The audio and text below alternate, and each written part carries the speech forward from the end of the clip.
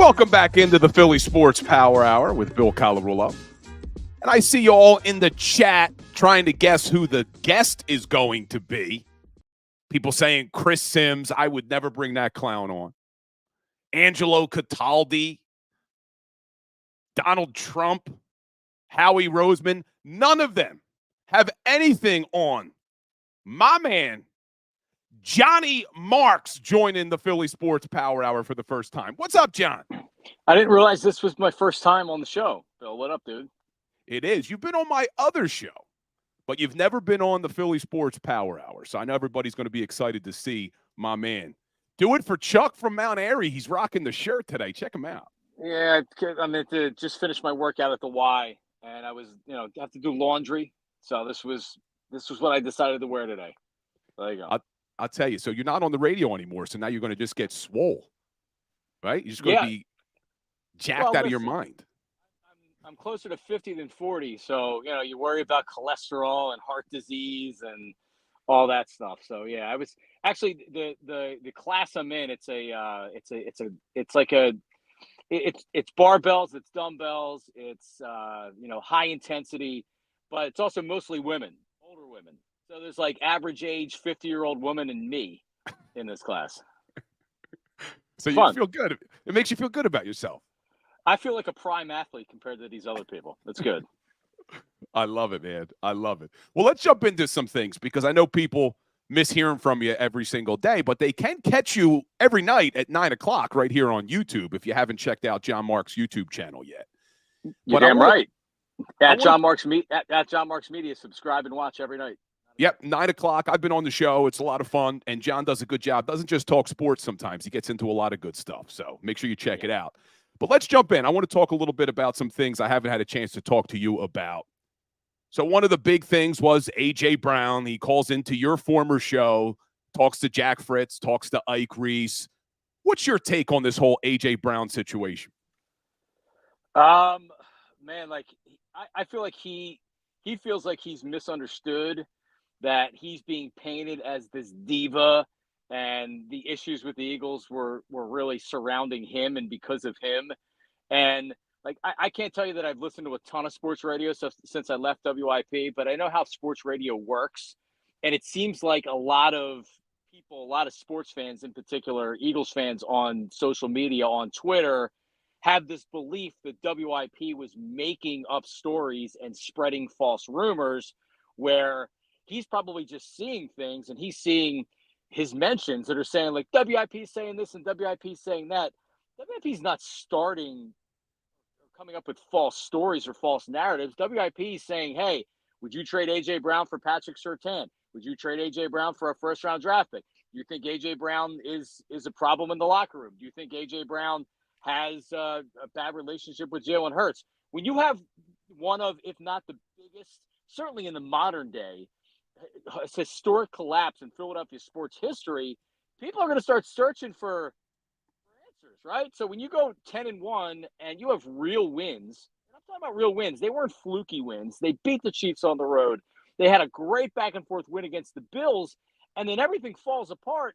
We're wondering what the hell's going on. And we saw the things that were happening on the sideline with AJ and with Jalen before. So I think he got caught up in feeling like he was being blamed for what happened with the Eagles and why they fell apart. And he decided WIP was the primary aggressor in that, which WIP is doing what WIP does. WIP is going to talk about stuff. WIP is as powerful and as popular because fans want to listen to it and fans want engagement from WIP. So, I never looked at AJ and said, hey, he's to blame, trade him. But I look at the entire situation and I have to wonder if him and Jalen, if their relationship is good enough going forward. Yeah, there's definitely been some, I guess, I don't know if you want to call them reports, but where there's smoke, there's fire. And something does seem off between Jalen and A.J. Brown, especially when you go from them talking about how they're best friends and they do everything together, and now you don't hear that as much. But I have been of the belief that A.J. Brown is not this quote-unquote diva that some people are making him out to be, and that he should be traded. And I've been saying people calling for him to be traded are insane. I mean, where do you sit on that? Is A.J. Brown a diva? Should he be on this football team? I don't think he's I don't blame him. Do I think he has wide receiver diva tendencies? Like, okay, but fine. But like, guess what? The good wide receivers in the NFL, the great wide receivers in the NFL, that AJ Brown is one of those guys. They want the ball. They want to be productive. They want to get 2,000 yards receiving. They want to get 15 touchdowns. I don't know the dynamic between him and Jalen because, Bill, you said it. I didn't realize they were best friends until they traded for AJ. And I'm like, oh, really? They're best friends? I didn't know that they were that close. And then even when given the opportunity on with Ike and Jack to kind of clarify the relationship, I would say, like, he didn't clarify anything for me. He said they're fine. He said it's BS what's being said about him. But he also didn't come out and say, hey, like, Jalen and I are still very good friends. Jalen and I are still very close. He kept it very, what I would say, professional about it. And the same way I would answer a question if I didn't have if the relationship between me and a teammate had deteriorated. I'm not going to come out and say our relationship had went to hell, but it sure didn't seem like, and he was given a lot of opportunities to where he could have had Jalen's back or he could have stood up for Jalen towards the end of the season, and he didn't do it. And also remember this, that when AJ came out and they had a team meeting and he had said that they need to trust the coaches, that the players need to trust the coaches and the coaching staff. He was vocal about that. One of the first stories that came out after the season was that Jalen did not trust the coaches, and he had an issue with the coaches, and he didn't like the play calling and everything else. So it almost seemed like maybe their heads were butting over what was going on in the locker room. But I'm not trading them just to trade them, Bill, to answer your question. Yeah, I think if you're trying to fix this offense, I don't think getting rid of one of, if not your best player, helps you fix that offense. But you mentioned Jalen Hurts because now we have seen multiple reports. It started with Jeff McClain. Then you had Joe Santoliquito. Then we had D. Gunn tweet out all about how Jalen Hurts needs to be a more vocal leader. Jalen Hurts changed a little bit once he got his big contract. What are you expecting from Jalen Hurts in 2024? Well, I mean, and I can tell you that having interviewed Jalen a couple times, not only in person, but also on the phone, that he isn't exactly the warmest and bubbliest guy in the world. And everything that I've heard behind the scenes was that he does give a little bit more in the locker room. His teammates do see a different side of him. But for the most part, he is guarded in front of the media. Did he change? Did the money change him? Did he act differently? It seems like that's the narrative right now towards him. And by the way, like, he won't be the first athlete to have done that. And he won't be the last athlete to do that, right? It doesn't mean that he's turned into this major JO because he got a new contract and he got money. But it's also sometimes guys say, hey, now I'm a corporation. Now I'm one of the top quarterbacks in the NFL. And maybe that does change you and change your way of thinking and change the way that you act a little bit. But Jalen's a smart guy, and I think he's smart enough to know that whatever the issues were last year and whatever issues his teammates may or may not have had with him, that he's got to work a little bit harder at some of the relationships that he has in the locker room. I remember when Joey Porter went to, or it was not Joey Porter, it was the other former Steeler that James Harrison, when he went to the Patriots, and he went to the Patriots in his last year or second to last year. And he hated Tom Brady from all his years in Pittsburgh. He hated him. And he went to New England hating him. And Tom Brady came in and he met him and he introduced himself and welcomed him into the locker room and everything else. And Harrison couldn't stop raving about the kind of leader he was. Tom had a relationship with everybody on that team, from the practice squad guys to the superstars. And I think Jalen needs to realize, as the quarterback of this team and as the highest paid player, that he needs to develop some of those relationships, because guys, I don't think felt like he was approachable last year. Yeah, you mentioned Tom Brady, and I've spoke about him on this show before, that he was the reason the Patriot way worked as well as it did. And I'm not taking anything away from Belichick, but the reason the Patriot way worked was because they had the greatest leader we may have ever seen in the NFL. Yeah, what he did on the field was great, but I think you are right. He was such a good leader off of the field that the Patriot way was able to work when you have a guy like Brady, who, did you see, run a faster 40-yard dash at 45 years old than he did when he was like 20? It's amazing. No, he could play, man. He could probably come back. He developed himself. I mean, you talk about someone that worked their butt off to become the best player they possibly could. And by the way, that's something you saw from Jalen, his development as a quarterback before this year, going into the year, the Super Bowl year. He was nothing short of amazing, the development that he made. But yeah, like it's not just about all of your tangible assets that you have on the field. If you remember, we spoke a lot about the intangibles with Jalen Hurts, and that's what made him special. And if he could be a good enough quarterback, the intangibles would make him a special player. But last year, it felt like the intangibles actually weren't there like we had seen in previous years. Yeah, you just reminded me of Ndamukong Suh. This was before last season. Ndamukong Suh was on the Rich Eisen show, and they asked him about Tom Brady as a leader and Jalen Hurts, and Ndamukong Suh actually compared them as leaders. He talked about how Tom Brady was more vocal, but that Jalen would lead by example, and basically said, like, Hurts is one of the best leaders I've ever been around. But that's when they're winning.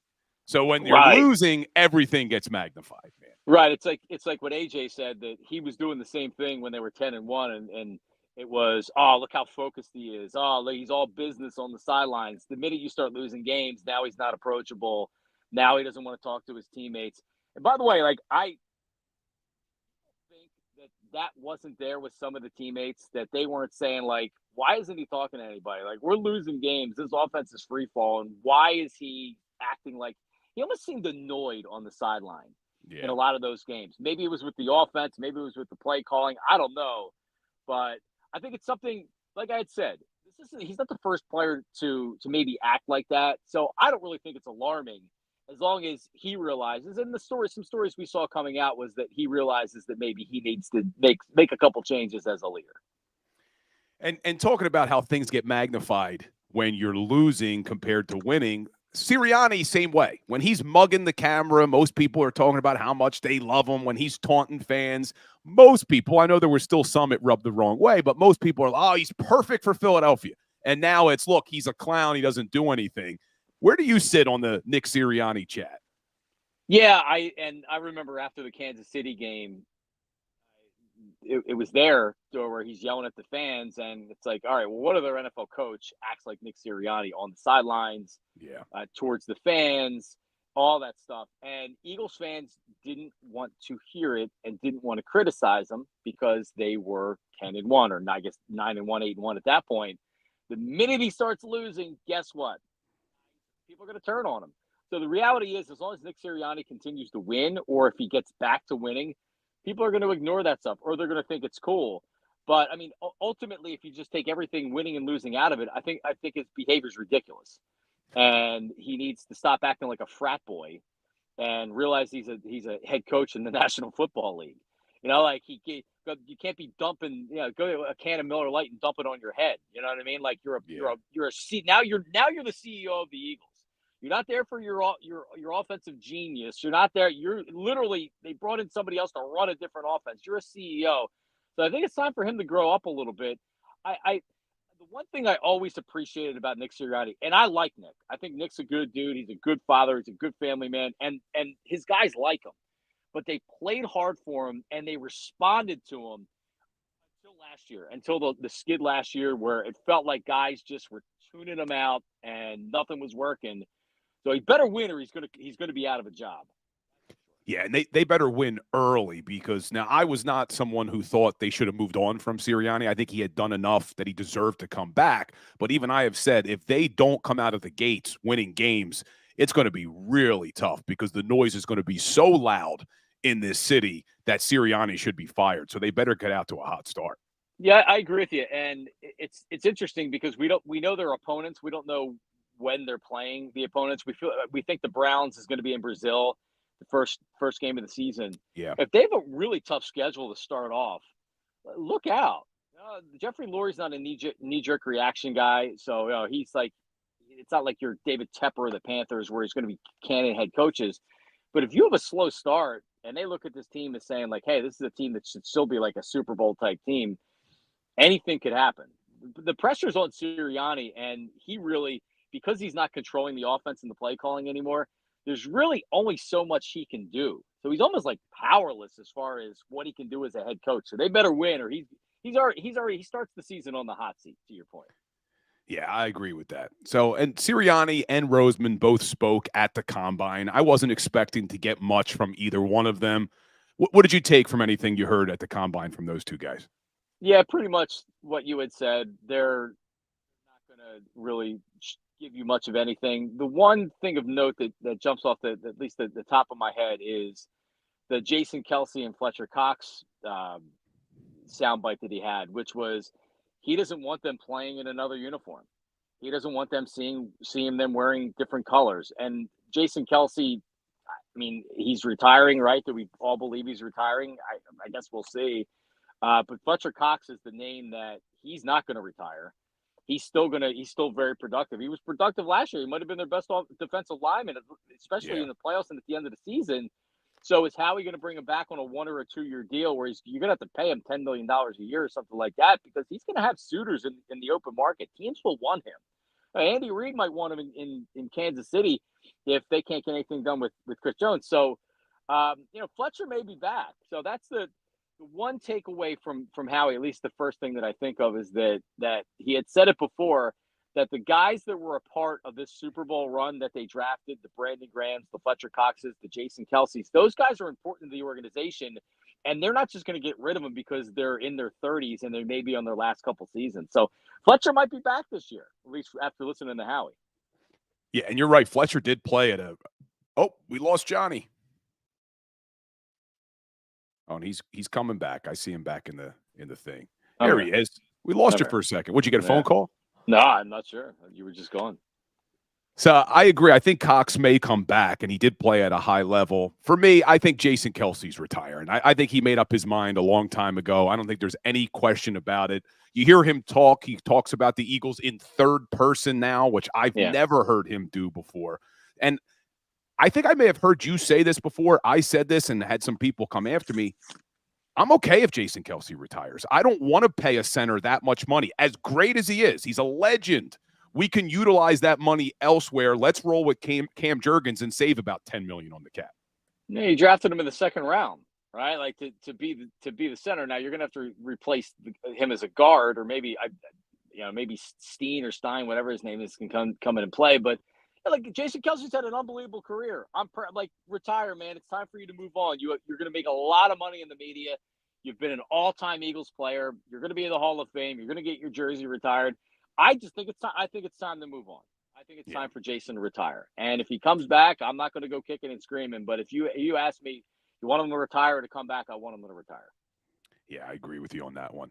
All right, and let's talk about Roseman one more time, because one of the things we know, Howie Roseman has not valued the linebacker position in recent years, hasn't really valued the safety position in recent years. But everything you hear about Vic Fangio and his style of defense is you need good linebacker, you need a good safety.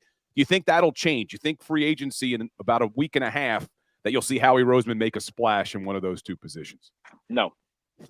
I mean, will they maybe value linebacker a little bit more than they did last year? Yeah, they could add better players. I mean, Christ, you went in the last season with guys, the starters that weren't even on the roster for the most part, right? You look at Nick Morrow, and I don't even remember who else the linebackers were last year. Yeah, I mean, like you watch Kyle Hamilton of the Ravens, and you see the combo of speed, size, athleticism, coverage ability, playing the run, blitzing the quarterback, and everything else. And you had an opportunity to take him. He slid because the safety position isn't valued in the NFL today as much as it used to be, or at least it should be. And look at the Ravens. He was one of the best players on the team. So it feels like Blankenship's going to be a starter. It's a damn shame that that Sidney Brown tore his ACL, because he showed real promise towards the end of the season. Yeah. But I mean, honestly, could they take Jeremiah Trotter Jr. with a second round draft pick? Yeah, I mean, I hope they look at the linebacker position and they say, hey, we gotta get better players in there. And I think they know they have to get better players, but I don't see them spending a lot of money or high draft assets to do it. I hope you're wrong, because I think they need to make a splash in free agency and bring in a linebacker and a safety, spend the money to do it. I actually think the cornerback room is fourth on my list. I'm okay with the cornerbacks and the young players they have, especially with Isaiah Rodgers coming back. But I need to see them spend money, linebacker, safety, solidify this defense. Even if they use a draft pick, we can't go into this season with Nakobe Dean, who's a question mark, whatever draft pick they would pick for linebacker, question mark. You know, there's really nobody on this roster right now where you could say, okay, I feel good about that linebacker coming into next year. So I'm praying you're wrong, John. Yeah, actually, I remember talking to you on your Legal Hands to the Face podcast about the Kobe Dean before last season. Yeah. So, and saying it'd be a mistake to think that he's going to solve your problems as a linebacker. He's going to get the first shot at the job. Last year, he got the first shot at the job. This year, I don't think you can just say, hey, it's his job. You got to have a backup plan, or you have to have another plan. Because he has shown me, he's given me no reason to believe that he's your starter going forward. Yeah, big question mark there. All right, let's jump over to the Fighting Phils for a second, because I'm feeling pretty good about this Phillies team, but a lot of fans are angry about Dollar Dogs no longer being a part of the ballpark. Before you join the show, maybe I'm in the minority here, John. I could not care less that they got rid of Dollar Dogs. People glutting themselves and gorging themselves with disgusting hot dogs at the ballpark. To me, I'm happy it's done. Oh, yeah, it was a great day yesterday. I probably am even more anti-Dollar Dog than you, because what people are doing, you idiots that go down there and they buy 20 hot dogs so they can throw them around. Yeah. Right. And the hot dog's terrible, because if they're selling more hot dogs, and like, have you ever actually had a good hot dog at Citizens Bank Park? No. An above average hot? No. I had a good sausage. The sausages I like. Get them like the one concession down on the first base side towards the outfield. If you get them on the grill, you can get the good sausages. No, they're good. Yeah, those are good. As far as the regular hot dog that you get from the concession stand is terrible. And what happens during those Dollar Dog days are, because so many idiots buy the hot dogs, even though they don't tend to eat it, now you're getting a microwaved hot dog that's not even cooked, because they're like, oh shit, we need to go. We need more hot dogs. We're out of hot dogs. So now you're getting a raw hot dog that tastes terrible. A buy one, get one hot dog, 2 hot dogs for $5 is a great deal. And that's all people need. You want to eat 4 hot dogs? $10 for 4 hot dogs is not a bad deal. I'm glad they're done with the Dollar Dogs. I'm sick of it. I'm sick of, like, people, like, last year they were throwing the hot dogs around, and it was like lots of fun. What do you think they're going to do this year if you had to buy one, if you had a Dollar Dog? It's going to be even worse. People are going to go in there just to buy them and throw them. So I'm glad it's over with. Yeah, I agree. And to be honest with you, John, I can't tell you the last time I ate a hot dog, man. I can't tell. I'm trying to think back at the last time I had a hot dog. It's been a long time, probably just as long as I've ever been to like a fast food restaurant. I can't put that crap in my body anymore. I can't do it. And now you're a big workout guy, dude. Now you're freaking working out. You can't eat that crap. It probably hasn't been that long since I've had a hot dog, but I don't need any more occasions to be eating hot dogs. I don't mind, like, during the summertime, if we're having people over or whatever, I'll bust out the flat iron grill outside, and I'll put a bunch of Nathan's or Ballparks on there and some burgers. But outside of that, on a Tuesday night, I'm not saying, hey, I'm gonna have some hot dogs for dinner. No. Yeah. All right. Last thing for you, John. So before you came on, I was talking about it's March 1st. And the old saying they used to tell us in elementary school is March comes in like a lion and goes out like a lamb. So it had me thinking about free agents in Philadelphia sports history that came in here like a lion and ended up just being a lamb. Who pops into your mind thinking of one of the worst free agent signings in Philadelphia sports history? Yeah, I heard you talking about Adam Eaton, which is a great one, because he even got a World Series ring and came back to the ceremony just to be a jerk, and he got booed, which is exactly what he was looking for. The Eagles, the two that come to mind for me for the Eagles would be Chip Kelly's, the Byron Maxwell, and the Cowboys running back. DeMarco Murray. DeMarco Murray, horrendous. Just a bad idea. They already had Ryan Matthews. Hey, let's get another high-priced running back.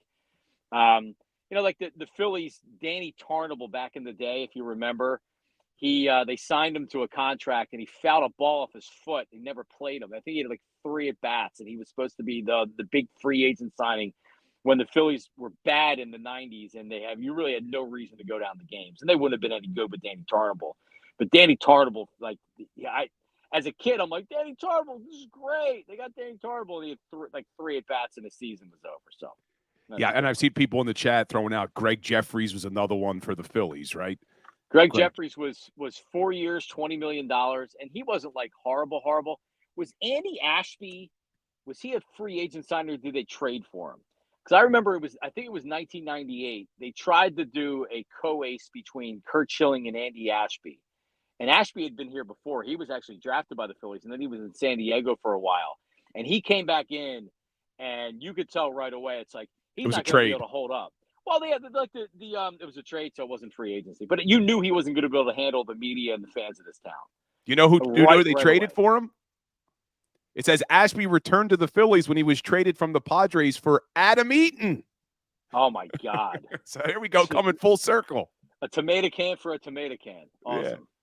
Coming full circle, my brother. Well, John, I appreciate you making time. So you got your show every night at 9. And a lot of people keep asking, what the hell's going on with you, man? What else you doing these days? What is going on with me? I've got my taxes done early this year, so I have money to pay the bills. That's what's going on with me. I have I have something in the works that I'm hoping that we can finalize and get announced in the next week or two. And then, listen, I'm a free agent. I love what you guys are doing, what you're doing with the Philly Sports Power Hour. Hey, I'm ready to find somebody to work with, and if that's at a radio station, awesome. If it's not at a radio station, I'm ready to go the independent route. So be on the lookout for that. I'm ready to start something here in the next month. So every night at 9:00 on YouTube, just kicking some stuff around with Steve from Delco or Delco Steve, and then look for me coming up here in the next couple of weeks. I think I'm going to be doing something. Awesome. Well, I know I speak for a lot of people. We miss hearing you on the radio, but we're looking forward to whatever the future brings, my man. Thanks, brother. Good to talk to you. Thanks. Appreciate you making time, John. I'll talk to you soon. Have a good weekend, bro.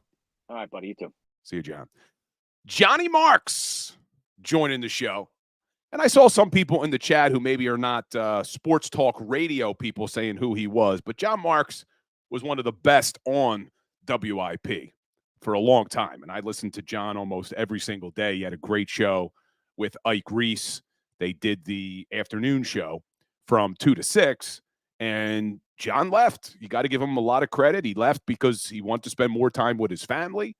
He's been on record about this on a couple other shows that, listen, if the money was right, he maybe would have made the sacrifice to not see his family a lot. But when you're doing a 2 to 6 show, you're not getting home till after 7. You're missing all that time with your kids.